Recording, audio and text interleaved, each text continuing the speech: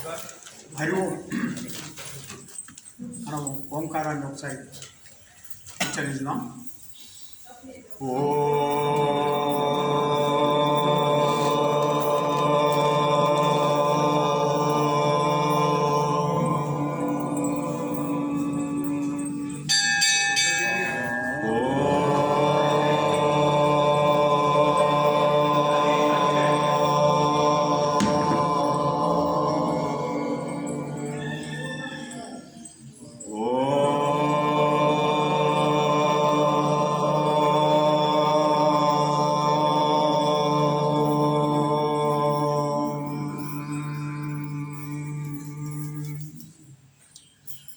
गुरु ब्रह्मा गुरु विष्णु गुरुदेवो महेश्वरः गुरु साक्षात् परब्रह्म तस्मै श्री गुरवे नमः.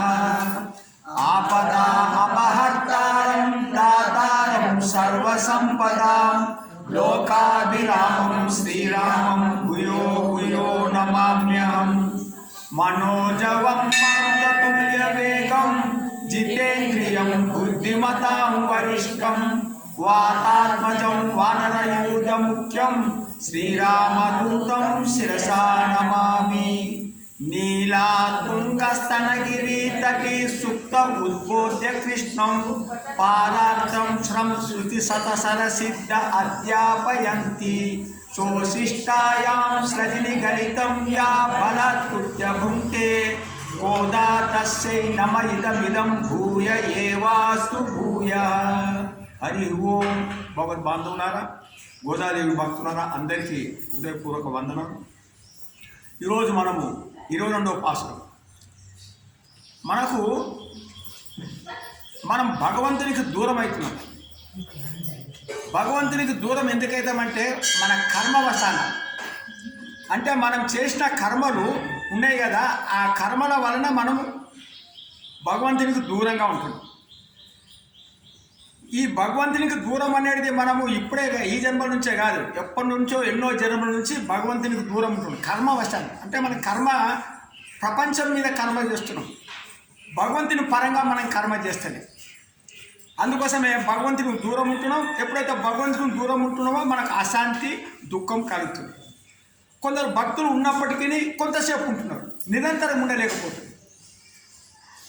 అయితే ఇప్పుడు అమ్మవారు ఏం చేస్తుంది మనకంటే, ఈ 30 పాసాల ద్వారా ఈ దూరమైనటువంటి భక్తులని భగవంతుని దగ్గర చేసేదే ఈ యొక్క తిరుపాయన వ్రతం.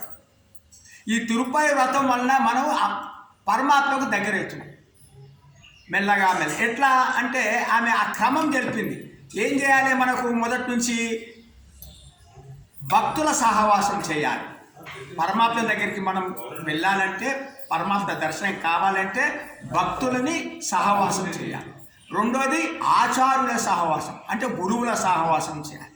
తర్వాత మూడోది ఉపాయం ఎవరంటే పరమాత్మనే, ఉపాయం కూడా పరమాత్మనే అని మనము ఆవశ్యకమని తెలుసుకోవాలి. ఈ క్రమం అమ్మవారు మనకు తెలియజేసింది. అయితే నిన్నటి పాసురంలో ఇయ్యాలటి పాసురంలో కంటిన్యూస్ ఉన్నది.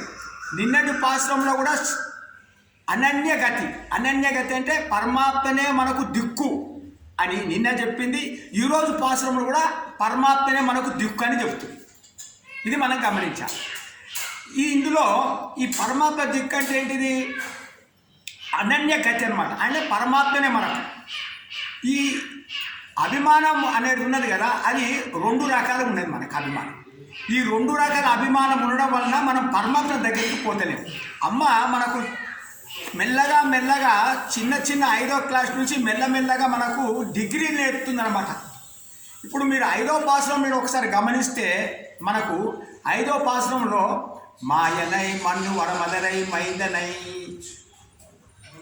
తూమాయి వందునాం అడిగారు. மாயனாய் மண்ணு வளர்வதனை மைந்தனை தூய பெண்ணூர் யமுனை ரேவனை ஆயர் குலத்தில் தோன்றும் மணி விளக்கை தாயர் குடல் விளக்கம் செய்யத தாமோதரனை தூய்மாய் வந்து நாம் தூமலர் தூவிலொத்து வாய்நாள் பாடி மணித்தினால் சிந்திக்க போய పిల్లயும் పూదల్వా నిన్ననం తీనల్ తూసాగం సెట్టేలో రెంబాయ్. అక్కడనే మనకు అమ్మ ఏం చెప్పిందంటే, ఆ మధురా నగరంలో నివసించు ఆ పరమాత్మ యమునా నది తీరంలో సంచరించినటువంటి ఆ పరమాత్మ, గొల్ల వంశంలో పుట్టి మణిదీపం లాంటి ఆ పరమాత్మ, అమ్మ గర్భములో యశోదమ్మ గర్భను ప్రకాశింపజేసినటువంటి ఆ శ్రీకృష్ణ పరమాత్మ ఆమె భక్తి చేత మెచ్చి ఆమె చేత కట్టబడినటువంటి వాడు, కట్టబడినందువల్ల ఉదరంలో ఒక మచ్చ ఏర్పడిన వల్ల దామోదరైనటువంటి వాడు. ఆయనని తూమాయి వందు తూమెల చూడదు. మేము శుభ్రంగా వచ్చి ఆయనకు మేము పూజలు సమర్పించుకుంటాం, పూలు సమర్పించుకుంటే వాయినాలు పాడి నోరారా పాడితే మనిదినాల్సింది. ఇక మనసులో మనం ఆయనని ధ్యానం చేస్తే పోయే పిల్ల మన పాపాలన్నీ పోతాయని చెప్పింది అక్కడ. అంటే మనసారా మనం పరమాత్మ నామం స్మరిస్తే పోతాయని పాపాలు చెప్పింది. ఇప్పుడు కూడా మనకి పాపాలు పోతాయి అంటుంది ఈ పాశ్రంలో కూడా, 22వ పాశ్రంలో. అయితే ఇక్కడ ఏమంటుందంటే అభిమానం కూడా పోవాలంటుంది. అభిమానం 2 రకాలు. నిన్నటి పాశ్రంలో నాది అనుకుంటున్నాం మనం. నిన్నటి పాశ్రంలో ఏమన్నాము, వీళ్ళందరూ కలిసి వచ్చినారు కానీ అన్నీ వదిలిపెట్టుకొని వచ్చింది. ఏంటంటే బంధుత్వము, నాది, నా వాళ్ళు, నా స్నేహితులు, ఇలాంటివన్నీ వదిలిపెట్టి వచ్చింది నిన్న. అది నిన్న నాది అనే మమత్వం పోయింది నిన్నటి పాశ్రంలో. ఈరోజు పాశ్రంలో ఇప్పుడు నేను నాది అనే అహత్వం అంటే అహంకారం పోతుందట. ఈ మమకారము అహంకారం పోతేనే మనకు భగవంతుడు దర్శనం అవుతాడు, మనం భగవంతు దగ్గరికి పోతాం. ఇది అమ్మవారు మనకు చెప్తుంది. అంటే మెల్లగా మెల్లగా మనకి ఎంత నేర్పుతున్నారు చూడు. మామూలుగా ఫస్ట్ మనసుతోని మనం ఆయనని పూజించాలా, ఆ తర్వాత మెల్లగా మెల్లగా మమకారము వదులుకోవాలా, అహంకారం కూడా వదులుకోవాలా. అప్పుడే మనం భగవంతు దగ్గరికి పోతాం. ఇవి చేస్తూ మనం ఇవన్నీ చేస్తుండాలి, అప్పుడే మనం ఆయన దగ్గరికి వెళ్తాం. అది అమ్మవారు మనకు తెలుస్తుంది. ఒకసారి మనం ఈ పాత్రను అనుసంధానం చేసుకుందాం. అంగన్ మాన్య అత్తరసల్ అభిమాన భంగమాయ వందు నిన్ను పల్లి పట్టిల్ కీలే సంగ మీరు పార్పోలు వందు తలై పెయ్దోం కింగిని వాయి చేయద తామర పూపోలే సెంగని చిరుచిరిదే ఎమ్మేలు విలియావో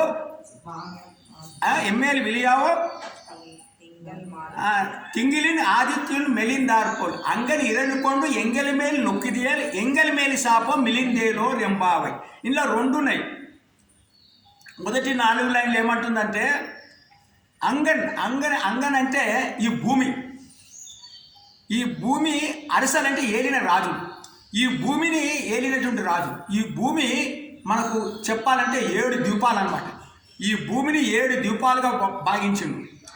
ఒక్క ద్వీపంలో ఒక భాగం మన భరతఖండం, ఒక్క భాగమే. ఇంకా 6 ద్వీపాలు ఉన్నాయి. 6 ద్వీపాల భూమిలో ఏలిన రాజులు. అందరు రాజులు అభిమాన భంగమాయ అంటే మాకంటే గొప్పవాడు ఎవరు లేరు, మేమే గనులము అనుకున్న ఆ రాజులు, అలాంటి వాళ్ళు అభిమానము మేమే గొప్ప అనుకున్న అభిమానాన్ని వాళ్ళు వదులుకున్నారు. భంగమాయ అంటే వదిలేసుకొని అభిమాన భంగమాయ వందు వచ్చిండ్రు నిన్ను పల్లి కట్టిల్ కీలే నీ సింహాసనం కిందగా వచ్చింది. ఎవరు? అంతమంది రాజు చక్రవర్తులు. వాళ్ళు నేనే గొప్ప అనుకున్నారు కదా, అది వదిలిపెట్టేసి నేను గొప్ప కాదు అంటే నేనే ఈ శరీరాన్ని రక్షించుకుంటా అనుకుంటున్నాడు. నేనే ఈ శరీరాన్ని కాపాడుతా, నేనే స్వతంత్రుణ్ణి అనే ఒక అభిమానాన్ని వదులుకోవాలి. నేను స్వతంత్రుణ్ణి కాదు. ఎవరు? మనకు స్వామి, ఆయన స్వతంత్రుడు. ఆ స్వామికి మనము సొత్తు. బాగా వినండి, ఆ స్వామికి మనము సొత్తు అంటే ఆయన సొత్తు మనం. ఇప్పుడు ఈ పుస్తకం నా సొత్తు, ఇది నేను ఇక్కడ పెడితే ఇక్కడ ఉంటుంది, ఇక్కడ పెడితే ఇక్కడ ఉంటుంది. అట్లా స్వామికి మనం సొత్తు. మనల్ని ఎక్కడ పెడితే అక్కడ ఉండాలి. మనకు స్వతంత్రం లేదు. మనమేమనుకుంటున్నాం? నేను స్వతంత్రుని అనుకుంటున్నాం. ఎప్పుడైతే నేను స్వతంత్రుని అనుకుంటున్నాం కాబట్టి మనకు దుఃఖం అన్నమాట. చీమ నుంచి బ్రహ్మ దాకా కూడా స్వతంత్రుడు అనుకుంటున్నాం. ఒకటి ఇక్కడ ఏమంటారంటే పరమాత్మ ఏం చేస్తుందంటే మనల్ని మన కర్మ వలన ఏదైతే మనం చేసిన కర్మకు అనుగుణంగా కొన్ని మనకు విషయాలు అందించి ఇది అనుభవించని పరమాత్మ మనలో సంకల్పం చేస్తున్నాం. అంటే పరమాత్మ ఏం చేస్తుందంటే నేను చేసిన కర్మ ఉన్నది కదా, ఆ కర్మకు నేను అనుభవించడానికి కొన్ని విషయాలు ఇచ్చి అది అనుభవింపజేస్తున్నాడు. మనం అనుకుంటున్నాం నేనే స్వతంత్రుని అనుకుంటున్నాం, కానీ అదంతా ఎవరు అందిస్తున్నారు? పరమాత్మ అందిస్తున్నాడు. అంటే ఒక ఉదాహరణ చెప్పాలంటే నేను ఒక పాపం పని చేసిన, ఆ పనికి నేను శిక్ష అనుభవించాలి. దానికి నన్ను అనుగుణంగా ఆ శిక్ష అనుభవించినట్టు నన్ను పంపిస్తున్నాడు పరమాత్మ. ఒకసారి మనకు అంజయ్య అని పారడైస్ థియేటర్ ఓనర్ ఉన్నాడు. ఆయన ట్రైన్ ఎక్కడికి వచ్చిండు, ఇటు విజయవాడ వెళ్తున్నాడు. ఇక్కడ సికింద్రాబాద్ స్టేషన్లో ట్రైన్ తప్పిపోతే అది ట్రైన్ వెళ్ళిపోయింది. ఆయనకు ఆలేరులో ఆ ట్రైన్ యాక్సిడెంట్ కావాలా, ఆలేరు ఈయన చనిపోవాలా. కానీ ఈయన ఇక్కడ ట్రైన్ తప్పిపోయాడు. మన ఆలేరుకి ఎట్లా పోతాడు? ఈయనకి పరమాత్మ సంకల్పించు ట్యాక్సీ కట్టుకోండు. ఈయన ట్యాక్సీ కట్టుకొని పోయి ఇక్కడ మన యాదగిరిగుట్ట దగ్గరనే ఎక్కడో ట్రైన్ ఎక్కిడు. ఆ తర్వాత ఆలేరులో అది తెగిపోయింది, వరద వచ్చి చనిపోయింది. అంటే చూడు, మన కర్మానుసారంగా పరమాత్మ మనం తీసుకెళ్ళి అది అనుభవింపజేస్తారనమాట. అది మనకు తెలియదు. మనం అనుకుంటాం మేము స్వతంత్రం అనుకోండి, ఇంత ఉన్నది దీని కర్మ విషయం.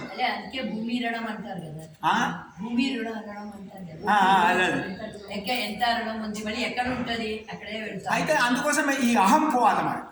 ఈ అహంకారం ఉన్నంత మటుకు మనకు దుఃఖం ఉంటుంది. అందుకోసం ఈ రాజులు, ఇంత పెద్ద రాజులు కూడా ఈ అహం పోడగొట్టుకొని గుంపులుగా ఆ సింహాసనం దగ్గరకు వచ్చింది. అభిమాన భంగమాయ వందు నిన్ను పల్లి పట్టిల్ కీలే సంఘం మీరు పార్పోలు వందు. సంఘం మీరు పార్పోలు వందు అంటే మేము గుంపులుగా రాజులు వచ్చిండ్రు. ఆ విధంగా వలే మేము కూడా, ఎవరు గోపికలు మళ్ళా గోదాదేవుడు, మేము కూడా వచ్చిన నీ దగ్గరికి. సంఘం మీరు పార్పోలు వందు తలైపోయిదో నీ దివ్య సన్నిధికి మేము కూడా వచ్చినామయ్యా. మేము కూడా నేను ప్రార్థన చేయనీకి వచ్చేసినాం. మేము కూడా మా అహంతత్వం వదిలిపెట్టుకొని నీ దగ్గరకు వచ్చినాము అని ఏ విధంగా అయితే రాజులు వచ్చిండ్రో ఆ విధంగా గోదాదేవి గోపికలు మేము కూడా అట్లనే వచ్చినాం నీ యొక్క సింహాసనం దగ్గరికి. మేము నిన్ను ప్రార్థన చేయనీకి వచ్చినాం అని ఇక్కడ రెండవ ఉపమానం చెప్తున్నది. ఉపమానం ఇక్కడ మనం పట్టుకోవాలా. ఉపమానం ఏమంటే పరమాత్మ కళ్ళు అందంగా ఉన్నాయని చెప్తుంది. అందానికి మనం ఒక ఉపమానం చెప్తాం. ఇప్పుడు ముఖం అందం ఉన్నదంటే, అరే ఆమె ముఖము చంద్రబింబం లాగా ఉన్నది అంటారు. అంటే ఆమె ముఖం ఎట్లుంది, చంద్రబింబం లాగా. ఇది పోల్చడం అనమాట. ఇక్కడ కన్నుల్ని ఒక ఉపమానం కాదు, 2 ఉపమానాలతో పోలుస్తున్నారు. 2 ఉపమానాలు చెప్పింది అనమాట అమ్మ. ఎవరి కన్నులు? పరమాత్మ కన్నులు 2 ఉపమానాలు చెప్తుంది. ఏమని? కింగిని వాయి చేయద తామర పూపోలే. కింగిని వాయి చేయద. కింగిని అంటే చిరుమువ్వ అంటారు. సిరుమువ్వ అంటే సిరుమువ్వ. చూడు, అమ్మవారు ఎట్లా చెప్పిందంటే, ఈ పల్లెటూరు వాళ్ళకి బాగా తెలుస్తుంది. పల్లెటూరులో ఎద్దుకు ఒక గజ్జె కడతాం. ఆ గజ్జె ఏముంటుందంటే అందులో రాయి ఉంటుంది గజ్జెలో, కానీ అది పడదు రాయి. ఆ గజ్జకు కొంచెం గీత ఉంటుంది అనమాట. ఆ గీతలకి వెళ్ళి అంటే ఖాళీ ఉంటుంది ఆ గీత, అందులోకెళ్ళి చూస్తే గజ్జె కనబడుతుంది. ఆ ఎద్దుకు కడతారు. ఎందుకంటే నేను బాగా ఆలోచిస్తే ఏమైందంటే, నాకేమనిపిస్తుందంటే, ఆ రోజు ఇప్పుడు ఎద్దు తప్పిపోయింది అనుకో, తప్పిపోతే ఎక్కువనే ఉంది. ఇప్పుడు ఈ యజమాని ఏం చేస్తాడంటే దాన్ని పట్టుకోవాలంటే అది ఎక్కడెక్కడ తిరుగుతుంటుంది కదా, ఈయన పరిగెడుతాడు, అక్కడ ఎక్కడో ఉన్నది. అది కూడా ఎక్కడో నడుస్తుంటే ఆ గజ్జ సప్పుడు వినబడుతుంది. ఆ గజ్జ ప్రకారం పోతుంది అనమాట. ఇప్పుడు మనకు సెల్ ఫోన్ మనము సప్పుడు చేస్తే మనకు సెల్ ఫోన్ ఉన్నది అని తెలిసినట్టు అప్పుడు అట్లా గజ్జ పెట్టింది అనమాట అనిపిస్తుంది నాకు. ఆ రోజులో కూడా రిమోట్ కంట్రోల్ ఉన్నది అనమాట.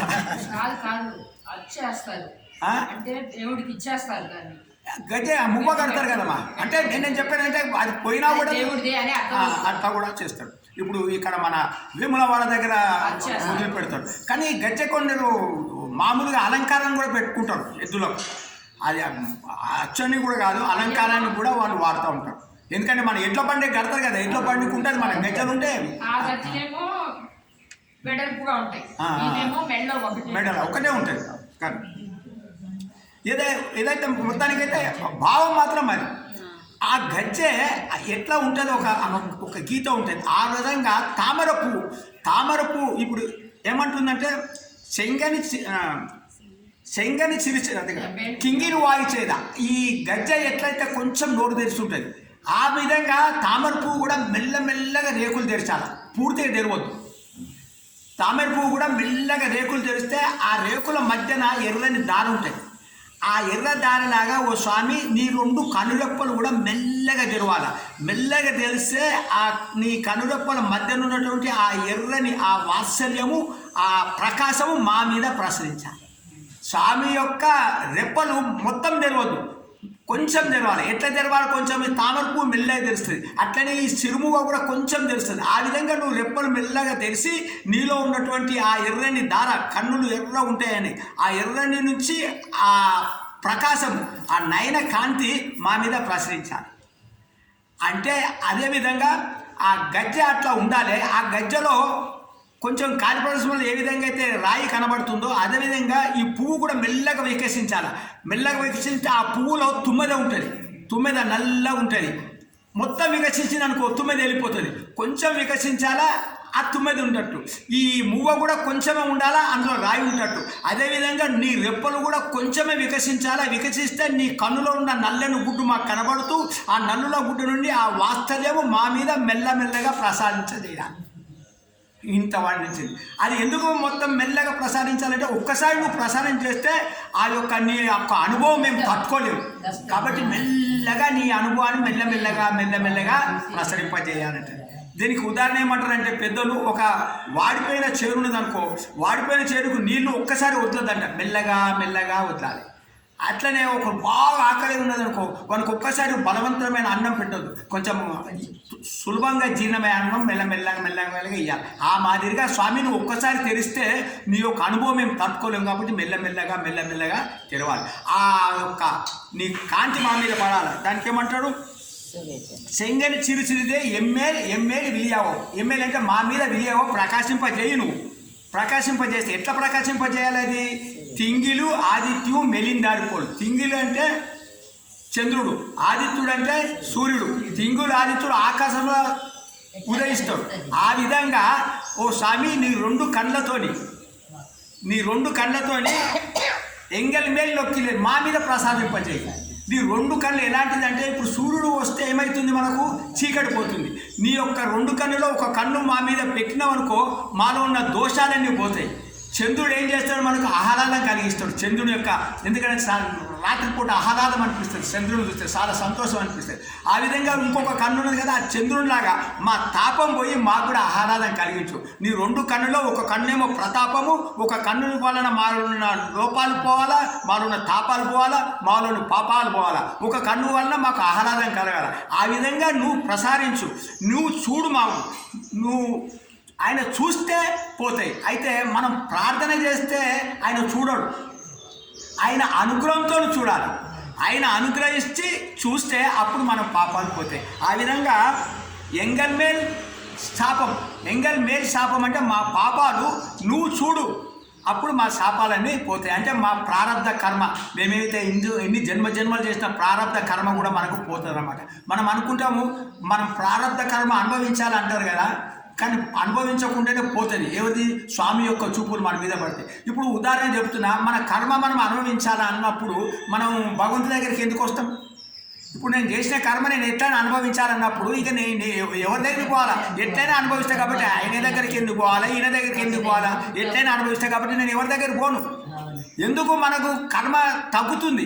ఎందుకు తగ్గుతుంది? పరమాత్మ దగ్గరకు వస్తే తగ్గుతుందని. కాబట్టి మనం ఇంత పొద్దుగాలేసి ఉదయం వస్తున్నాం, ఎందుకంటే మన కర్మ ఫలితం పోవాలని. మన కర్మ ఫలితం తప్పకుండా అనుభవించాలని ఉన్నప్పుడు మనం ఎందుకు వస్తాం? ఈ పూజలు ఎందుకు చేస్తాము, పురస్కారం ఎందుకు చేస్తాం, తీర్థయాత్రలు ఎందుకు చేస్తాం? నా కర్మ నేను అనుభవిస్తా పోయి ఎవరి దగ్గరికి నేను ఎందుకు పోవాలంటాం. కాబట్టి మనం అలా కాదు, మన కర్మ ఉన్నది, మనం అనుభవించాలన్నది. కానీ పరమాత్మ యొక్క చూపులు మన మీద పడితే ఆ చూపుల వలన మన ప్రారంధం తొలగిపోతుంది అని అమ్మవారు మనకు అనుగ్రహిస్తుంది. హరియే నమః.